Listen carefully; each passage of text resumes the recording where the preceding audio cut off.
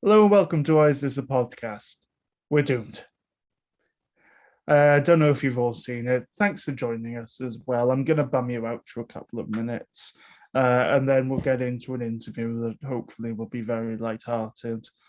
It might not be.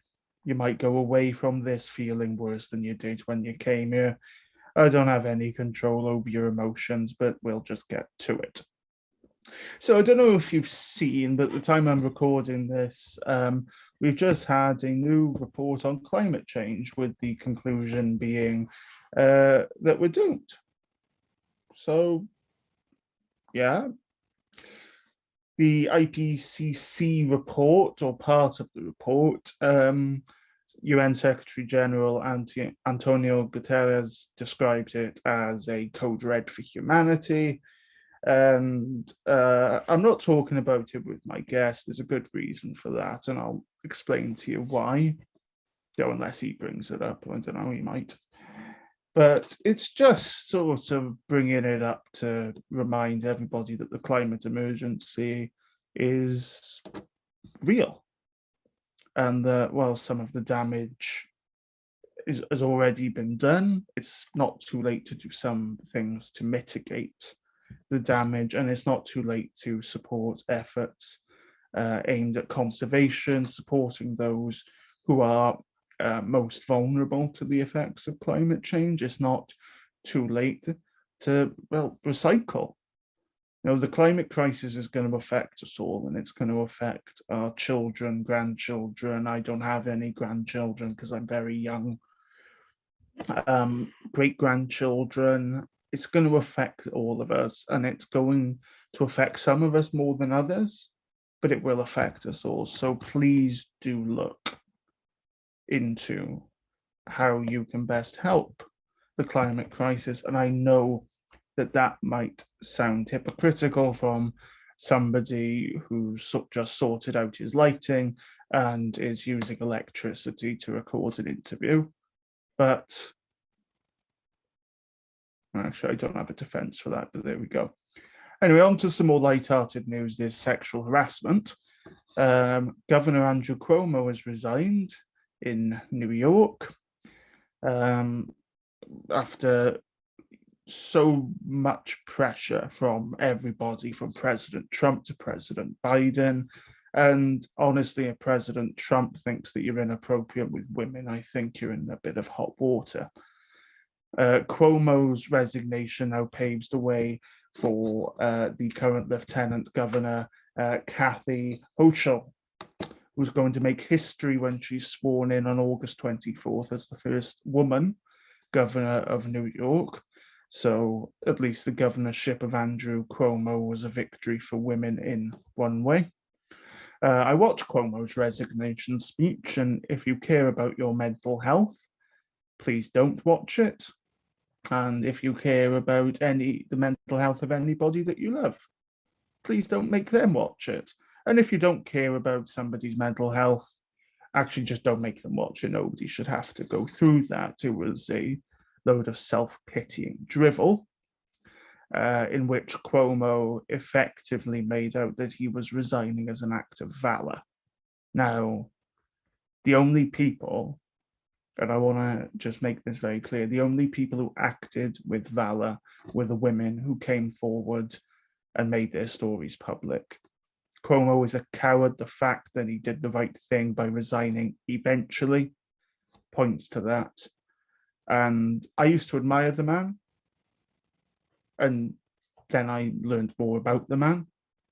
And that happens. It's happened with so many people. Harvey Weinstein, Jimmy Savile in my country.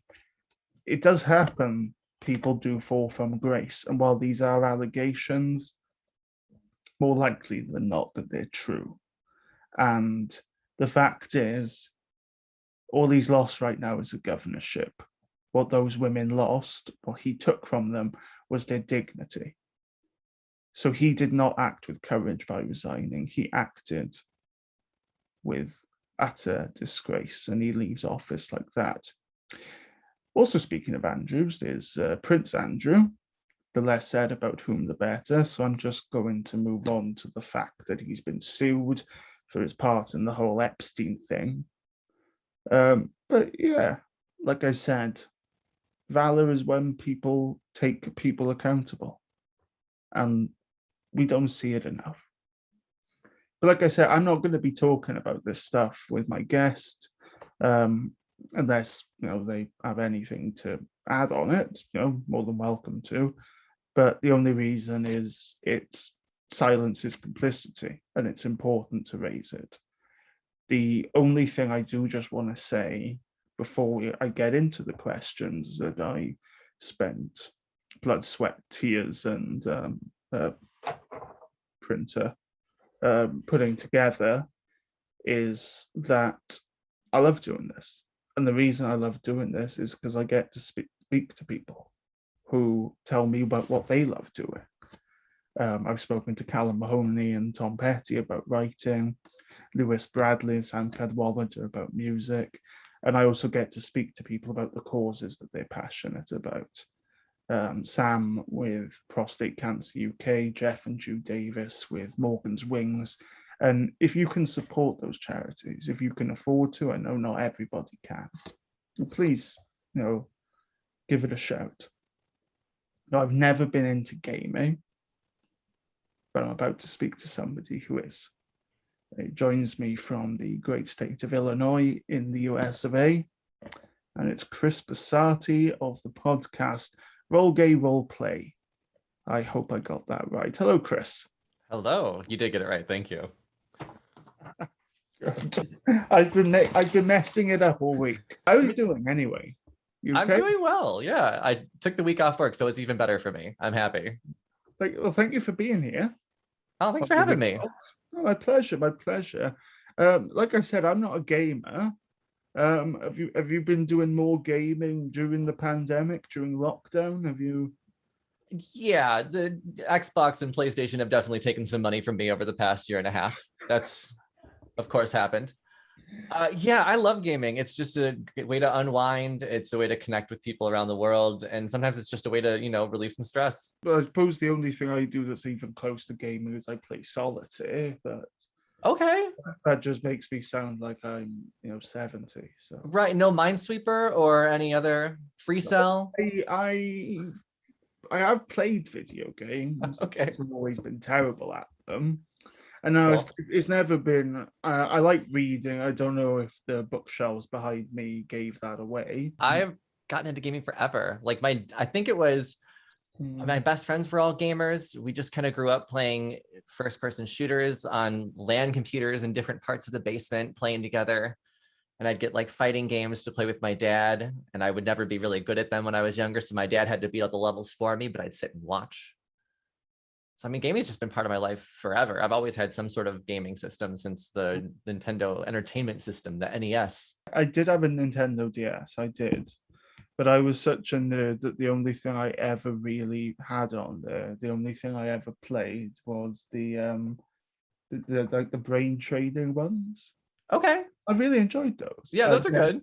And then I don't. That was pretty much the only one I ever had. I never really had any others that I can remember that I played. I did have. I did play Call of Duty. Oh yeah. Not Call of Duty. What's Grand Theft Auto? I played one of the Grand Theft Autos at a friend's house. I believe that he told me afterwards that I was one of the worst players that he'd ever seen. So I've never enjoyed game, but I get why people are drawn to it. So part of it's a community thing. Gaming has been a way to connect, especially during the pandemic. Like the people that I've run with a podcast with, I've never met in person. We've only ever talked online, and it's even like through Discord just meeting people that also game. We might not play the same games, but there's still that same kind of vibe that we have with each other. Like we just appreciate gaming. That's that common interest. Yeah, it's a sense where we're automatically a community because we like this group of things. It's like being invested in something. Yes, yeah. Gamers are a certain breed, but we get each other. I respect that. I understand that. Like I said, I don't really get gaming. I don't really get the appeal, but the appeal in terms of playing the games. But I do get how it brings people together. It's kind of like reaction channels on YouTube, where Yeah, people you've never met, like watching your favorite shows, um, and that, and then you feel like kind of a bond with it, but you feel that sense of connection yeah, because you know that absolutely. there's someone out there who loves what you love, is invested in what you're invested in, and even like being able to disagree on them, I think, is a form of connection because, Yes. you know, like say for example, there's an episode of The Walking Dead. As you like that plot twist, and they don't like that plot twist, but you can just hash that out. I get it from that perspective. And that brings me to Dungeons and Dragons, which Yes, is kind of like the linchpin of your podcast. it is. What draws you to Dungeons and Dragons in particular, and how often per millisecond are you called a nerd? I've been a nerd forever. That's very normal. Yeah. Dungeons and Dragons I got into when I was really young. My best friend's older brother started wanting to be a dungeon master and write his own story. And so he'd write these little one shots for us to play. And the concept of A like, dungeon master in what context now?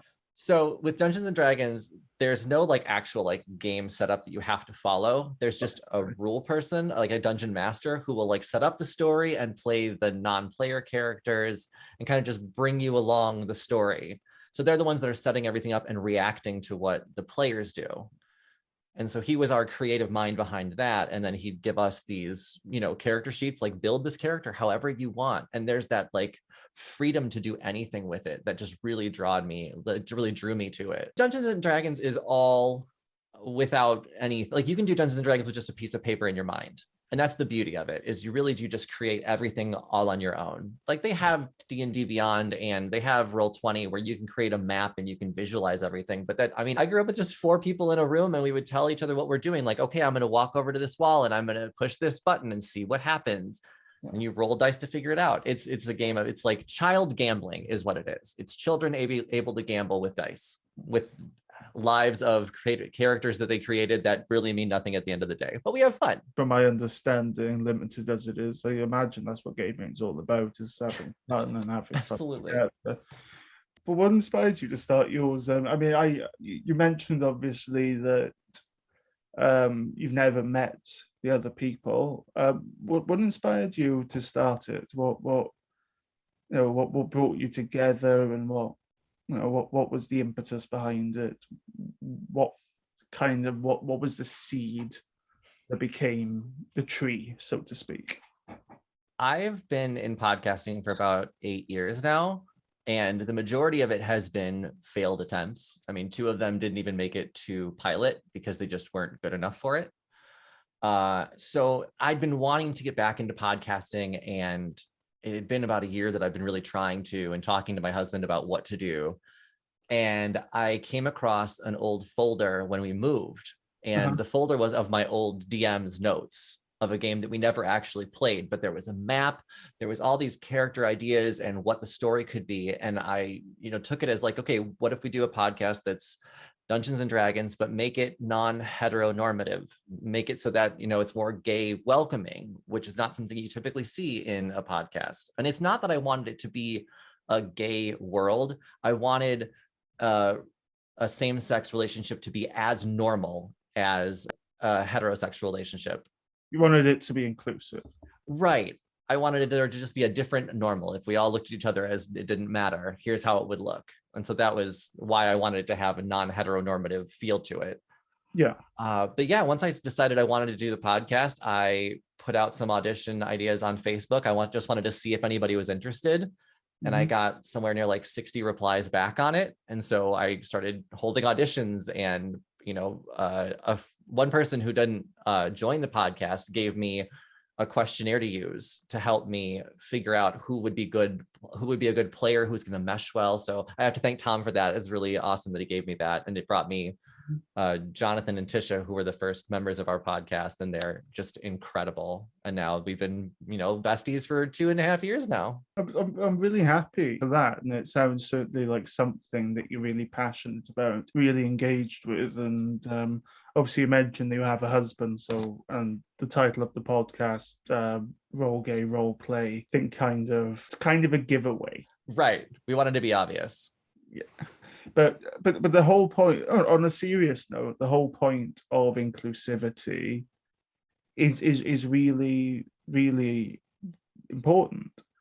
And I was just wondering why that's so important to you, that LGBTQ plus people, I apologize, I can't keep up with the acronym. And I'm saying that as an LGBTQ plus person myself. So, right. but why is it so important for that for that community to be represented, to be visible, to be included in the gaming community? I think one of the big things is that growing up as a gamer and playing a lot, there really was no obvious gay character that we got to play as a character. There might be like an NPC or a non-player character, a computer that might be gay for like a sentence or two, but we didn't have any like gay Street Fighter or Mortal Kombat or anyone that we could play, which is again why Dungeons and Dragons is kind of so cool. You can play whatever you want, but I think it's also why a lot of the LGBTQ community enjoyed playing female characters. You want to play Peach. We wanted to be Sonya, or we wanted to be Cammy. I'm trying to think who. Chun-Li from Street Fighter. These were the people that I was drawn to because there was this power in femininity that we just don't see. I suppose, and correct me if I'm wrong here, as a non-gamer, but I suppose because a lot of gay people, bisexual people, transgender people grow up pretending to be somebody that they're not, in terms of either their sexual orientation or their gender identity. Yeah. And then when you're playing a video game, it's when you don't have that representation, it's kind of like an extrapolation. I know that obviously you can pretend anyway, you might want to, sure, depending on the character, but to not have the choice there, to not see yourself there, and to feel, I am in this place where I'm doing this to connect with people, to have fun, to get rid of stress, as you said, to not see myself there, that must be tough. So I think it's that's why it's like any type of role-playing game where you get to create the character from scratch. That's why I always really liked wrestling games too, because you could really build them from the ground up, and you can shape their shoulders and shape their arms and do whatever, but you can also turn that into more of like a feminine walk, or maybe they're wearing a crop top. And no, the wrestling game's not meant for that, but I'm going to make a gay character because I want to. Who's going to stop me? Right. You've got the podcast now. You said it's 8 years. 2.5, just 2 years. I've been in podcasting for 8 years, but Role Gay Roleplay is only a 2-year baby. Yeah. What inspired the name? It was riffing. 100% riffing. It was my husband Mark, Tisha, Jonathan, and I were the original cast, and the four of us decided to start recording our first episode. And honestly, we just got a little too drunk, the four of us, and we just started talking. And I did an intro, and I said we don't have a name, and we spent like maybe 3 minutes on it. And then Tisha just said the words "Role Gay Role Play," and we all stopped and went, "That's it," and we're moving on. And then we kept drinking and played our little game. You mentioned that you'd had a couple of failed attempts at doing a podcast. What's different about this one? My cast is much better. Okay. The concept is better. Dungeons and Dragons, again, the gaming community is a niche that is so widespread. And we've had listeners who are straight that play Dungeons and Dragons that like us. We have listeners who are gay that don't play Dungeons and Dragons that like us. The niche is just so much smarter. It's more isolated. We're not just trying to throw out episodes. I'm a better editor. I'm a better writer now. It's really trial by fire. It's been a lot of failing to figure out what works, and the right niche with the right people works. And that's why we're so successful with this podcast now. I can relate to that, because doing this was a trial by fire. Like I mentioned, what changed about the monologue was just I started writing it down before I started to do it. It's really the only way to learn with podcasting, is to make mistakes. You can read all the books, you can look at all the forums, you can do your best. And I mean, I planned this podcast out. I spent 4 months before we even recorded our first episode trying to figure out how to make it work. And it sounded like garbage still. But now it sounds amazing. It's a learning experience, but man, it's worth it. Podcasts take about a year before they do anything anyway. Like, you really have to, that first year is just a throwaway year. You just do what you can. Well, my big thing when I started was I want to get to 100 episodes. I'm not there yet, but my big thing was I wanted to get to 100 episodes. That's awesome. And if I couldn't get to 100 episodes, just because people wouldn't return my emails, then that just happened. But that's what I wanted. It's a good goal. No, but I started off, my learning curve was that I started off too ambitious for a startup. So I was just emailing sort of high profile people when I didn't have a single follower, thinking that they would just come in and they would talk to me. And I didn't have a real clear idea. I just didn't know what I was doing. So but then that helped, because I was like, I can talk to, I've spoken to local people from local bars, for example, who work there, about their stuff, local writers, local musicians, and it's just been. And I've really enjoyed doing that. And I've had the opportunity to interview some amazing people, really, really amazing people, who they don't have a Wikipedia page, but they sure do have a fucking heart. So I'm glad it's going well for you. Thank you. I hope it continues to go strength to strength. And it's been so nice to meet you. Thank you so much for being here. Thank you. Thank you for having me. Yeah. Before I go, I just want to say, I want to thank my new cast. I want to say Brandon and Katie, they are definitely part of the reason why we are doing so well. We recently did a switch out. Well, not recently, during our first to second season, my husband dropped out and we gained 2 new members that are 2 just strong individuals. And the 5 of us really do make this podcast what it is. So I wanted to make sure I said their names too. Thank you. So Mark, Tisha, Jonathan, Brandon, and Katie, congratulations from one podcaster to about 6 others. Thank you. Congratulations, and keep it going. And if you want to listen to Roll Gay Roleplay, the link will be in the description of this video. So check it out, especially if you like Dungeons and Dragons. But as Kris mentioned, even if you don't, you might get something from it. Kris, thank you so much. Thank you. Take care, everyone. See you next time.